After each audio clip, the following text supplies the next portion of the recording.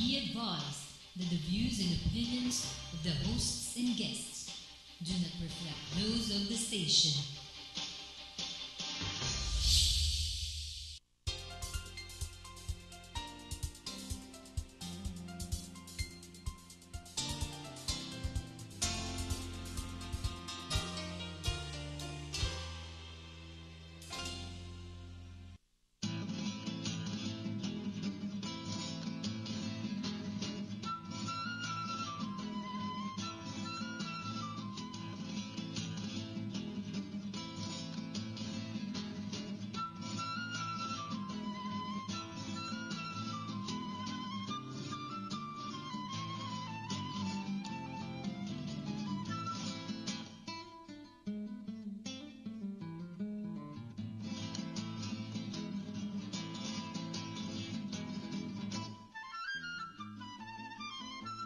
Hello, good evening. Welcome once again to another episode of Illuminati with Crip and the missing one, Trix.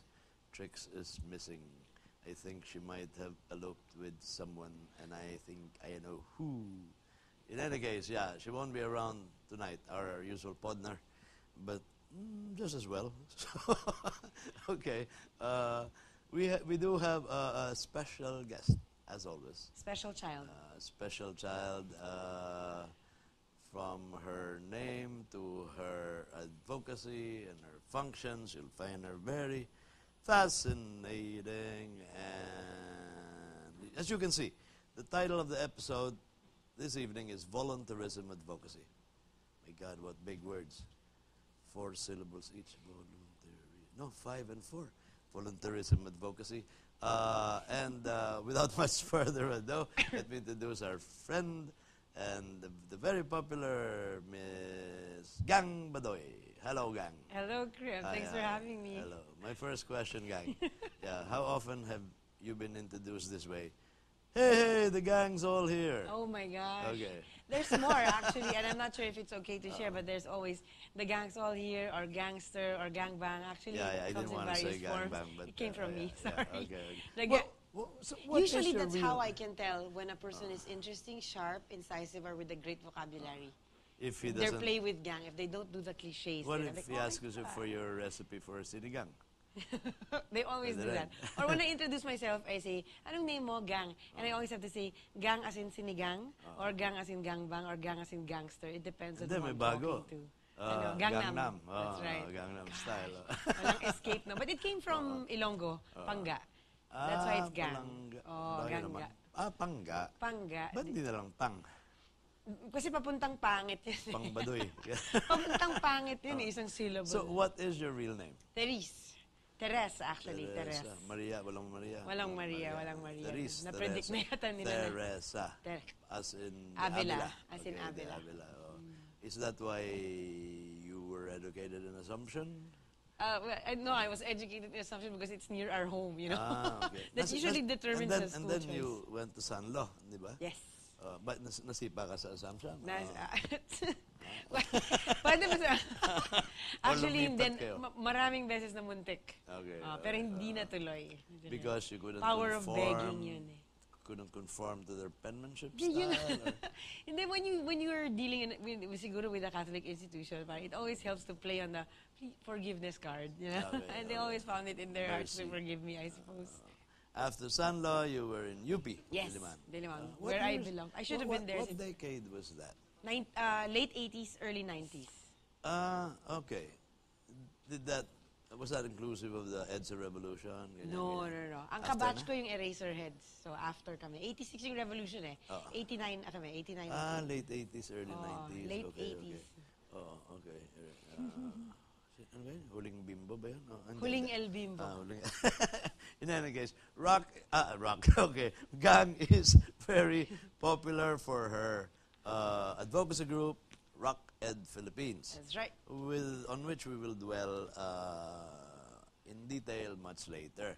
Now, I just want a little background there on how someone, educated in this private girls' schools and the state university, why someone winds up with an advocacy group? Okay, I'm not speaking for anyone else. I'm just going to describe my education. Okay. I think a large part of my learning, meaning the real learning part, was really not in school. It's really maybe books you've read, conversations you have. Especially I'm the youngest of 10 kids. Oh, I see. So most of my education happened in conversation, Yes, books, and music. And I realized a vast majority of people in my generation, at least my age, we memorize music far better than we do our lessons. It makes more sense. And you're kind of distant from the usual formal groves of academia. Ayaw mo lang sabihin na you learned on the streets. Hindi, well, hindi man, siguro more vicarious, pa street siguro partly, yeah. May mga kuya ako tapos my parents, you're the 10th child, hindi na masyadong strict yung parents. Exactly. Pag bunso ka, nakakawala ka na. Oo. Kasi hindi nakabado yung parents Hindi na sila makahabol. Yung mami ko, sobrang daming anak, parang pag nahuhulog ako, laging humihinga pa ba? Pwede pa yan, parang gano'n. Siyempre, 10 na, no? She's so calm na when I came But up. you did study also abroad, no? In Purdue. Indianapolis, Purdue. I know, grabe, puro puti. How'd you get there? There was an internship for NBC, Eyewitness News. And I think at that time, seryoso, I really think I didn't get on merit. I didn't get the job on merit. I think it's because they needed to hire someone Asian. Because they're mostly, I'm not sure, don't quote minority, me. So parang I balanced out the race of the employment. Reaffirm. And an equal opportunity ba yun? Wait, were you taking, equal opportunity. Were you taking, media studies? Communications Yes, now? media education. In UP Diliman? No, in UP, art history ako. Fine arts ako. The reason why NBC caught wind of me, because I was in ABS-CBN San Francisco. I see. At that time. And then I was doing small documentary work. But which was first? Alam mo, na-shock sila dun sa Indianapolis, if you're not familiar, 98% Caucasian sila dun sa city. So na-shock sila pag iba yung itsura mo, pero naiintindihan ka nila mag-English. Okay. So, medyo clubexotica.com ako dun. It wasn't for the women's basketball team that they... No, sayang nga di ba? Parang kulang ako sa biceps. Pero I'm sure nandun din ako sa But one interesting tidbit in your CV is that you studied under Lawrence Ferlinghetti. Yes, I did. That was that's rather inaccurate. It was just a one-semester thing. Was that in San Francisco? No, Butler University, Indianapolis. Okay. He was an exchange. I see. And the reason why I freely put that, kasi his daughter-in-law is Filipina. So he really took to me because I was the only Asian in that Indianapolis class. What did you learn from him? On Actually, poetry? Alam mo yung parang pumunta ka sa buffet tas hindi mo sinulit? That's really how I feel. I wish I studied under him now that I'm this much older and appreciated what I had. But back then, I was more interested in Jack Kerouac than for Ferlinghetti. He was just the publisher, City Lights bookstore. So I was more interested in asking him backstories of Jack Kerouac, and I deeply regret it. But I recorded a lot of I think Jack Kerouac personally was so overrated. Well, that's what he says. He had the diarrhea of prose, that was severely edited. He had a very bohemian life and interesting, and it's just practically memoirs. Ferlinghetti is so much better as a poet. I agree. In fact, a large part of the fascination for Jack Kerouac is because he's good looking, physically good looking. Really, that's all it is, and that's the angat. Of course, you can't bomb someone just because of that. But I think naangat siya sa public attention because he's good. Did you try your hand in poetry at some point? I teach poetry better than I write it. Now, because I'm a fan. Currently. Okay. And I don't fancy myself. I think with poetry, you need a lot more sensors to be more, to get the texture of things. Wala ko nun I'm very systems. So, hindi ako mag-attempt mag-poetry. I do write a decent one here and there. Not enough to be brave enough to call myself a poet. However, because I'm a fan of poetry, I can teach it. I can teach it well. Okay. Which we will get to now, especially your current role as an alternative educator. That's right. Meaning, again, not in the groves of academia. You choose your own environments, your own settings, no? And you do have your own system. One of that being, ito nga, like in Rock Ed. Yes. When did you found Rock Ed? Well, it was I arrived from the States 2004, 2004.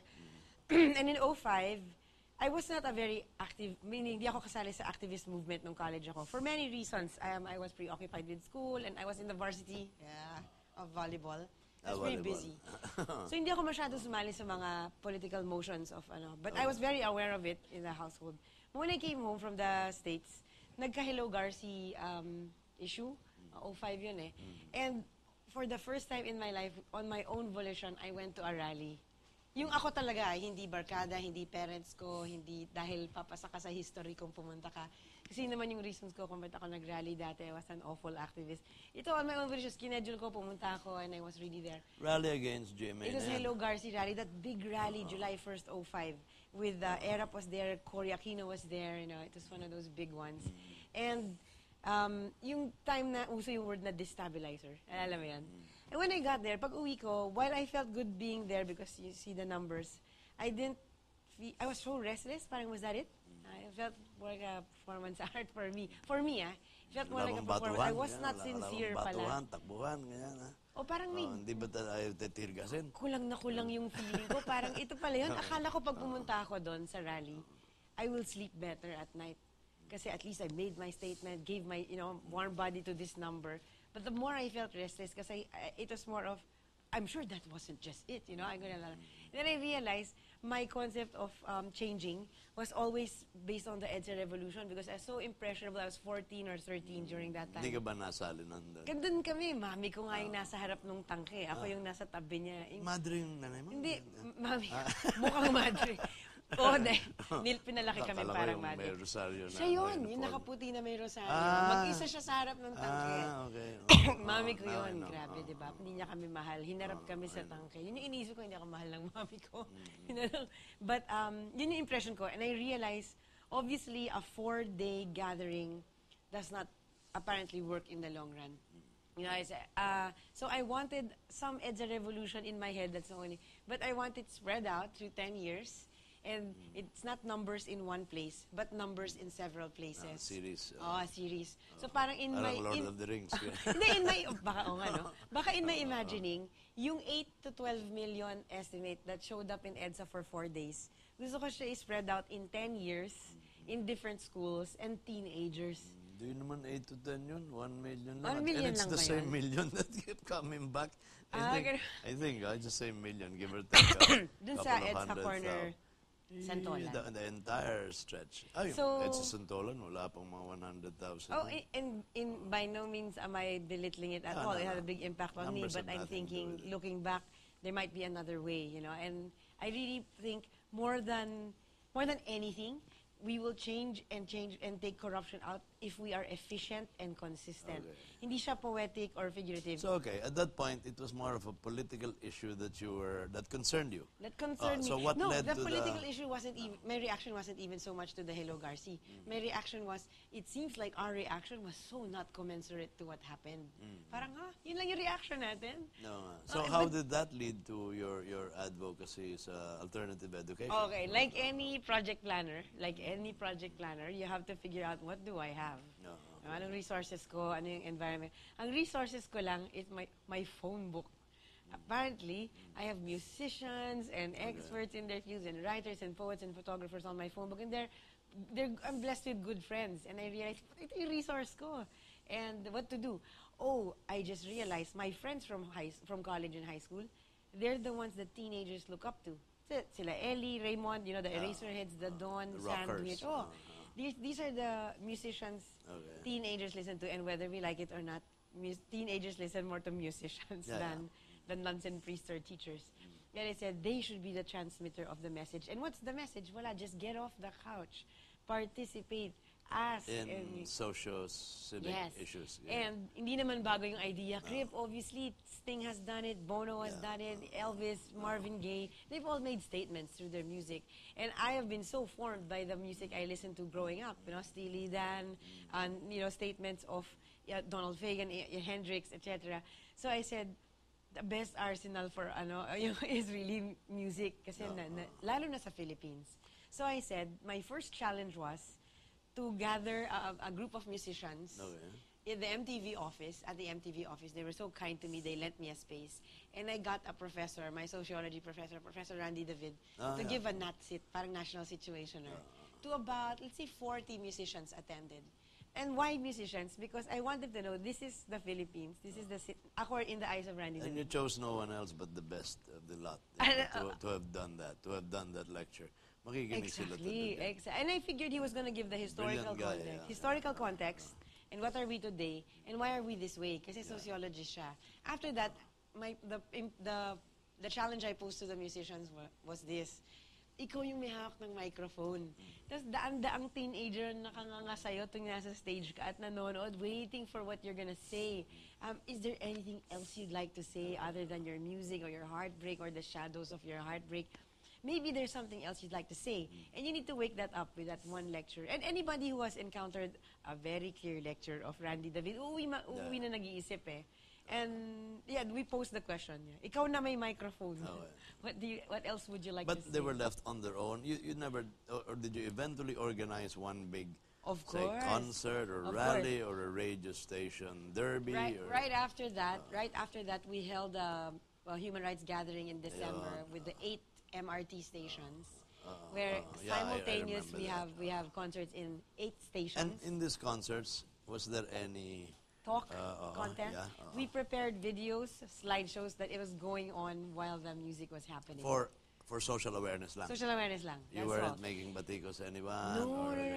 In fact, we cannot because my major audience that I would like to have is high school.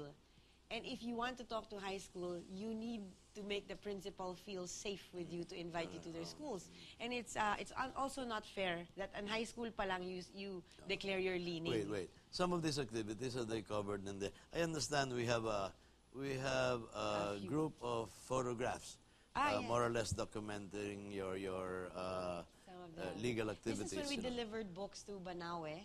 Because we have a lot of concerts. Banawe in the north? In the north, up north. Okay. We have a lot of concerts that instead of paying for tickets, we ask for books to enter. Okay. And the books we deliver to Banawe.